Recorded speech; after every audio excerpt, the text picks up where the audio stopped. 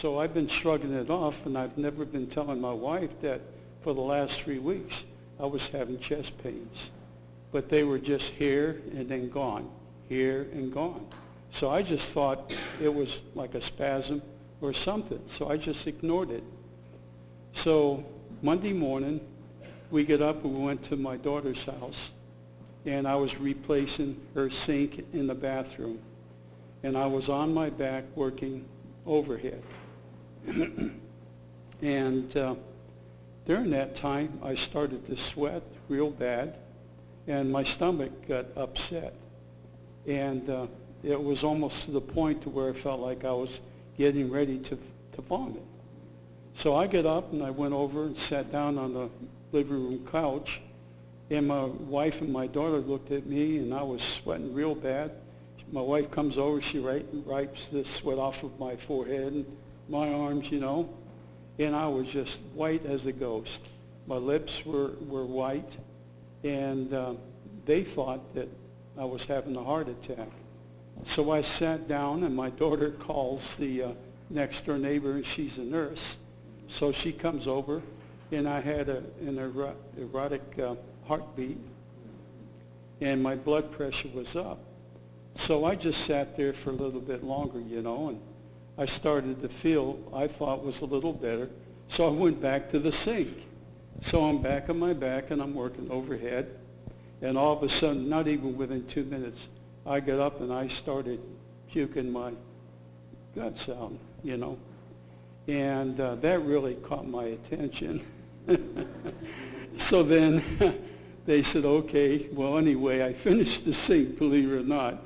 And my wife and I went home, and I says, hon, I think I better go to the hospital. Now, at that time, I thought I was going to the VA hospital in Oakland. That was my intention of going to the VA hospital. Well, at the same time, the Lord was playing in my mind UPMC, St. Margaret's. And I'm saying, okay, Lord, So I'm actually driving to the hospital. Well, all of a sudden, the chest pain started getting worse. And I'm on the hill coming down into Oakmont, and I had a decision to make at that point. Was either I turn left and go to the VA hospital in Oakland, or I go across the Oakmont Bridge where there's no return. Well, the Lord said, I want you to go to UPMC St. Margaret's. So I made it to the hospital, to the emergency ward. And right away, they took me in, And I knew that there was something special about that situation. So in the meantime, they had a paramedic come in that was a ambulance driver. And he was the one that came in and put an IV in my right hand. And he really did a fantastic job. And we got to talk and started sharing. And then the nurse comes in, and we started talking, started sharing. And then at that time, John and Cheryl and Steve and Denise came. Well, lo and behold, and my wife was there. What a perfect situation that was there. And as soon as they came into where I was at, the doctor comes in, and as soon as she came in, the first thing she said was, whoa, because the presence of the Lord was there. And if there was a transition between the earthly things and the Spirit of God, it took place at that time.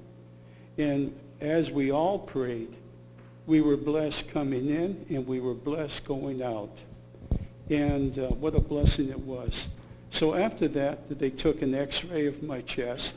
They did blood work, and they couldn't find no damage.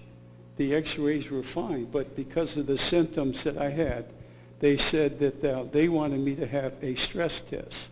So that was set up for the following day. So I had a chance.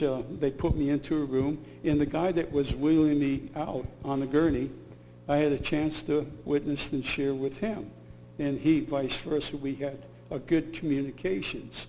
So we went up to my room, and we were up on the 6th floor. And when I got into my room, they said, do I want to close the door? I says, no, because I felt that what God has blessed me with, I want all to see. I wasn't closing that door for nobody. So in the meantime, there was there was 4 nurses that drew blood out of my arm. But the third one came in, and when she was drawing blood out of my arm, I had a chance to look into her eyes. And it looked like she needed somebody to talk to. So my wife and I, we started talking to her. And then I turned around and said to this lady, I says, are you a Christian? She says, yes, I'm a Catholic. And as soon as she said that, I said, well, I've heard that before, you know. But I never said that to her. It's just what I thought inside. And then I turned around and said to the lady, I says, you know about being born again? And she looked at me. She says, no. I says, well, I have something to tell you.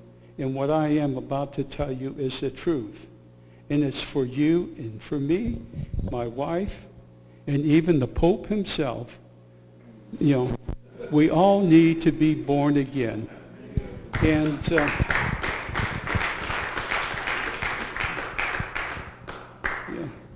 and I started explaining about John 3:16, about for God so loved the world that he gave his only begotten Son, that whosoever shall believe in him shall not perish but have everlasting life. And she's looking at me. And I says, do you have a King James Bible? She says, yes, I do. My mother gave it to me. I says, you know, the King James Bible is the same Bible that the Catholics use. But the one thing that is wrong is that nobody ever reads it. They go by their catechism. And I says, you also believe that by the sprinkling of water, that one will enter into the kingdom of God. And I says, no. I says, the Word of God says the only way to the Father is through Jesus Christ. One must be born again. Then I went on into the scriptures of John 14, where it says about you have to confess that with your own mouth. And I says, that's only a decision that you and you alone can make. No one can make that for you. And I says, from that day forward, it says that you're born again. You're entered into the Lamb's Book of Life.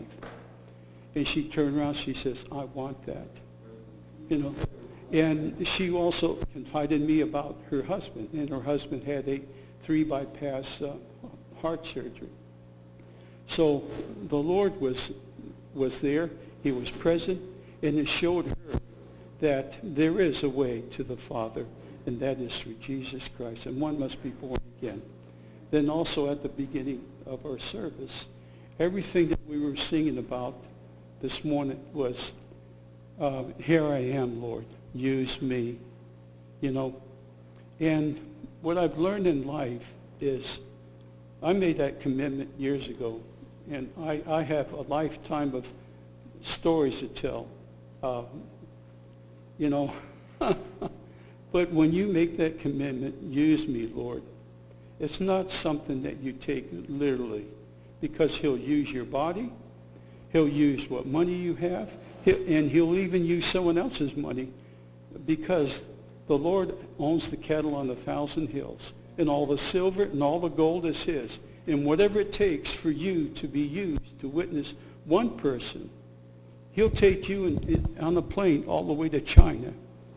And you might spend $10,000 or $15,000 just on a plane fare, just to go witness to that one person in China, to have him go on his knees and say, Jesus is Lord, you know.